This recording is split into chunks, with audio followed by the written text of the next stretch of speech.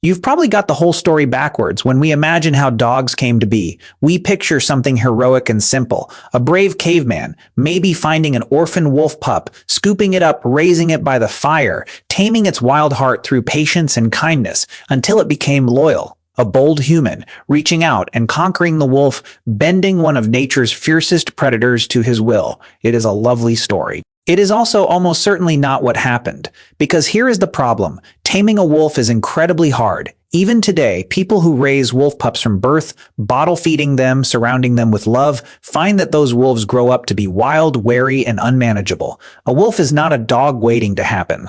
It is a wild animal, deeply fearful of humans, driven by instincts that no amount of cuddling in a single lifetime can erase. The idea that our ancestors, with no knowledge of animal breeding, simply tamed the wolf through friendship doesn't hold up. And during the Ice Age, wolves were even larger and more formidable than they are today. The notion of a caveman casually adopting one is frankly a fantasy. So if we didn't tame the wolves, how on earth did we end up with dogs? And here is the thing nobody tells you. The leading answer is far stranger and far more wonderful than the story we tell ourselves. Because in a very real sense, we didn't domesticate the wolves at all. The friendliest wolves domesticated themselves. This is the story of the oldest friendship in human history. A partnership so ancient and so deep that it changed both species forever. And it didn't begin with a human reaching out to a wolf. It began with a wolf reaching out to us. So let's go back to that campfire tens of thousands of years ago and watch how it really might have happened. Picture a group of humans camped out with all the things humans produce. Scraps, leftovers, the discarded bones and offcuts of their hunts piling up at the edges of their camp. To a hungry wolf, that pile of waste was a treasure, an easy, reliable source of food, far simpler than chasing down dangerous prey across the landscape. But there was a catch. To get at that food, a wolf had to come close to humans, and humans were terrifying. So here is where it gets interesting and where the magic of evolution comes in. Imagine the wolves approaching that camp. Most of them are far too fearful. The moment a human stirs, they bolt, and they never get the easy meal, and the few wolves that are too bold, too aggressive, that snarl and threaten the humans. Well, the humans drive them off or kill them. Neither the cowards nor the aggressors get to thrive near the camp, but every so often there is a wolf in the middle. A wolf that is just a little less fearful than the others, a little calmer, a little more tolerant of having humans nearby. Not aggressive, not terrified, just relaxed enough to linger at the edge of the firelight and grab the scraps without panicking and without provoking the humans. That wolf gets the food. That wolf survives a little better, stays a little healthier, and is a little more likely to have pups. And here is the key. That temperament, that natural calmness around humans, gets passed on to its offspring. Now run that forward generation after generation. For a very long time, in each generation, the calmest, friendliest, most human-tolerant wolves do the best near the camps. They eat better, they breed more, they pass on their mellow temperament.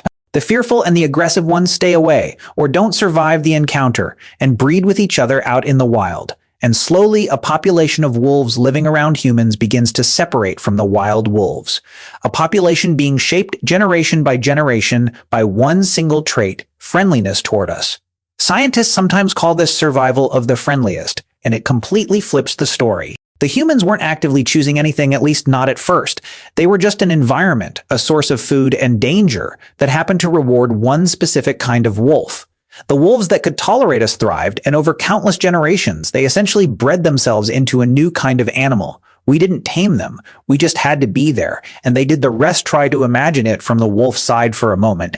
You are a wolf. On a cold night, your belly empty. Across a clearing, you see the glow of a human fire, and you smell it, the maddening scent of meat and marrow and scraps, just sitting there. Every instinct in your body is at war. The food pulls you forward. The terror of those strange, upright creatures holds you back. Most of your packmates have already fled into the dark, too afraid to bear it.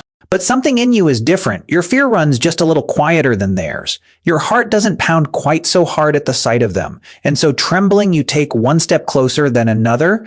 You snatch a bone from the edge of the firelight and retreat. And nothing bad happens. You live. You eat. And tomorrow night, you come back. You, the slightly braver, slightly calmer wolf, are about to become the ancestor of every dog that will ever live. Not because you were tamed, because you dared to come close, and your courage fed your children. And here is the question that should be sitting in the back of your mind. If all that was being selected for was friendliness, just a calm tolerance of humans, then how did we end up with the dog?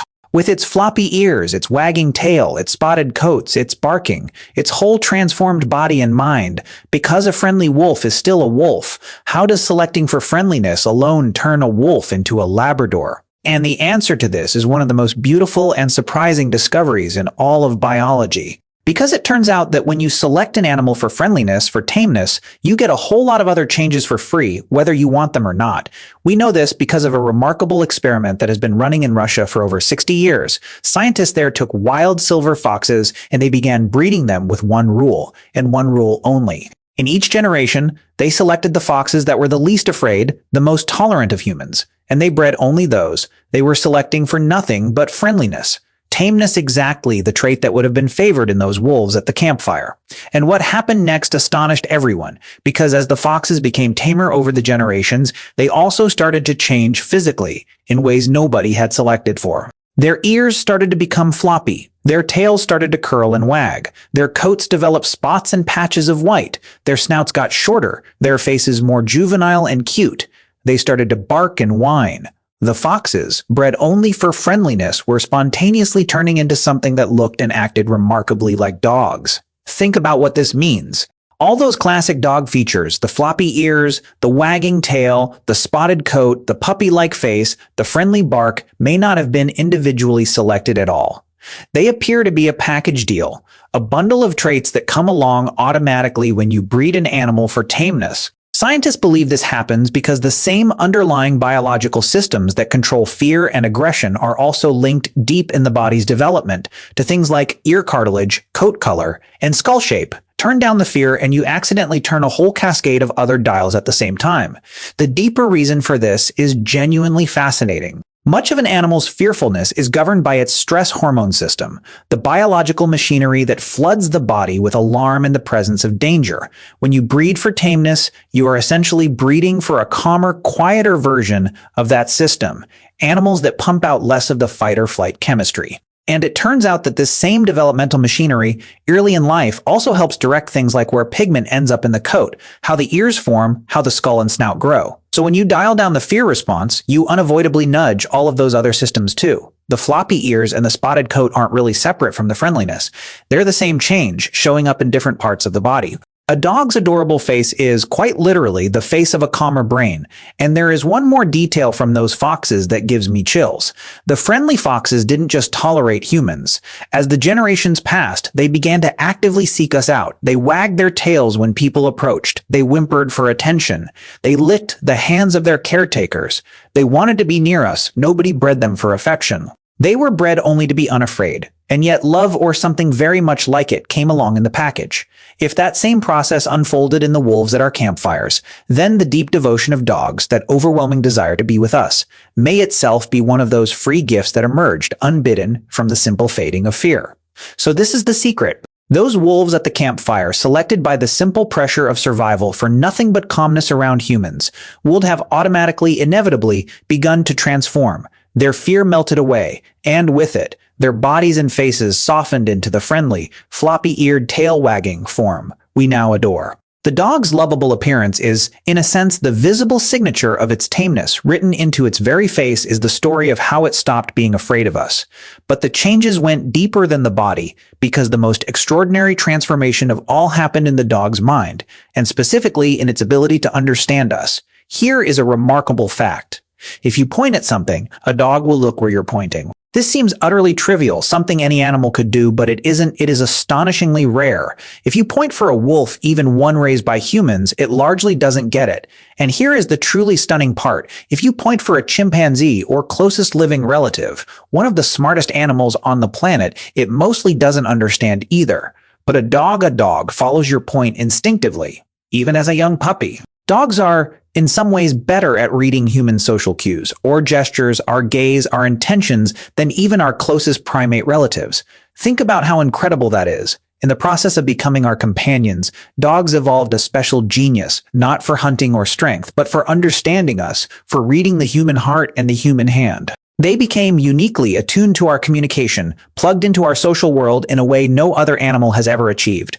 Whether this was a direct result of selection for cooperation, or another one of those free byproducts that came along with tameness, the result is the same, and it is profound. We didn't just breed an animal that tolerates us. We ended up somehow with an animal that reads us and bonds with us almost as one of our own. And the bonding runs in both directions, right down to our chemistry. When a dog and its owner simply gaze into each other's eyes, both of their brains release oxytocin, the very same bonding hormone that floods the brain of a parent gazing at their baby. Let that sink in. The exact chemical system that bonds a mother to her child has been quietly hijacked in both species to bond us to our dogs and our dogs to us. Over tens of thousands of years together, we didn't just shape them. They reached into our biology and bonded themselves to us using the same machinery we use to love our own children. The coevolution went both ways. They became a little more like us, and we made room for them in the part of our hearts reserved for family. So now we can see the real shape of this ancient story. It was never a conquest, it was a partnership, an alliance between two different species formed slowly at the edge of the firelight to the benefit of both. Because think about what each side brought to the table. The wolves and the early dogs they became had senses that put ours to shame. They could smell prey and danger from far away, hear what we couldn't, detect a predator or an intruder in the dark long before any human could. They were faster than us and could help in the hunt, tracking, and chasing and cornering game. And they could guard the camp, sounding the alarm, watching the dark while we slept. Exactly the kind of protection that, as we've explored before, our vulnerable sleeping ancestors so desperately needed. And what did the humans bring? A reliable food supply, those precious scraps, the warmth and safety of the fire and the group, and eventually active care, protection, and cooperation. Each species covered the other's weaknesses. The dog's incredible nose and ears and speed, married to the human's tools, fire, and intelligence, made the partnership far more powerful than either animal alone. Together, human and dog were a formidable team, and that team may have helped both of us thrive through the brutal challenges of the Ice Age and beyond. We made each other stronger, but here is what tells me it was never only about usefulness. Because we have found ancient graves, thousands upon thousands of years old, where a dog was buried carefully, deliberately, alongside humans. In some, a person and a dog were laid to rest together, sometimes with the person's hand placed upon the animal. In one famous ancient burial, a sick young dog, owned that could never have been useful as a hunter or guard because it had been gravely ill, was nonetheless cared for through its illness and then buried with evident tenderness beside its people. Think about what that means. These weren't just tools to our ancestors. They weren't just living burglar alarms or hunting equipment. They were loved, they were grieved, they were family. By the time we were laying our dogs to rest beside us in the earth, the bond had already become what it still is today, something that goes far beyond what either of us gets out of the deal. Somewhere along the way, usefulness quietly turned into love. Now, I have to be honest with you, the way this channel always tries to be, because there is a great deal about this story that scientists are still vigorously debating, and the details are genuinely unsettled. Estimates for when wolves and dogs began to split apart range widely, from perhaps 15,000 years ago to 40,000 years ago, or even more. We don't know exactly where it happened, with different studies pointing to different parts of the ancient world. We don't even know for certain whether it happened just once, with all dogs descending from a single ancestral population, or whether wolves were drawn into the human fold more than once. And while the self-domestication idea is the leading explanation, the full truth was probably messier, a blend of wolves drifting in on their own and humans, later beginning to deliberately care for, protect, and eventually breed the animals they'd come to love. Self-domestication likely started the process. Human hands almost certainly shaped its later chapters. The honest answer to many of the specifics is simply that we are still working it out. But the big picture, the heart of it, is solid and clear and beautiful. Whatever the exact details, dogs arose from wolves through a long, gradual process driven, at its start not by human mastery, but by a strange and gentle convergence. The least fearful wolves and the most welcoming humans slowly finding their way to each other across the dangerous dark. So let's bring this whole story together. How did early humans turn wild wolves into man's best friend? The surprising answer is that, for the most part, we didn't do it on purpose at all. We didn't capture and tame the wolf through force of will. Instead, the friendliest, calmest wolves were drawn to the edges of our camps by our leftovers, and over countless generations, the pressure of survival favored the ones who could tolerate us best.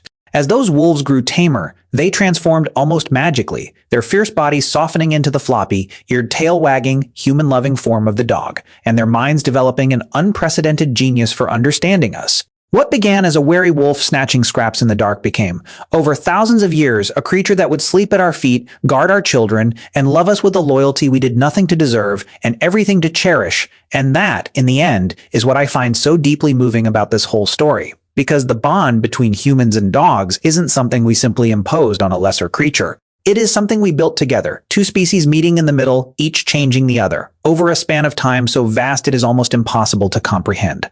The dog didn't just happen to us, and we didn't just happen to the dog. We made each other. We are quite literally each other's oldest friends, two different animals who looked across the gap between species, tens of thousands of years ago, and somehow, against all odds, chose trust. If you have a dog, look at it tonight, really look at it, because that animal curled up beside you is the living end of an unbroken story that stretches back tens of thousands of years to a brave and friendly wolf who first dared to creep toward the warmth of a human fire. Every wag of its tail, every floppy ear, every time it looks into your eyes and somehow just understands you, is an echo of that ancient choice, that first fragile trust between our two kinds. We are surrounded by the descendants of that decision, and we mostly never even think about it. So is your dog just a pet? Or is it something far older and far more astonishing, a living monument to the first time two different species ever decided to face the darkness together? Let me know what you think in the comments. I genuinely want to hear it. Until then, take care of yourselves, take care of each other, and I'll see you soon.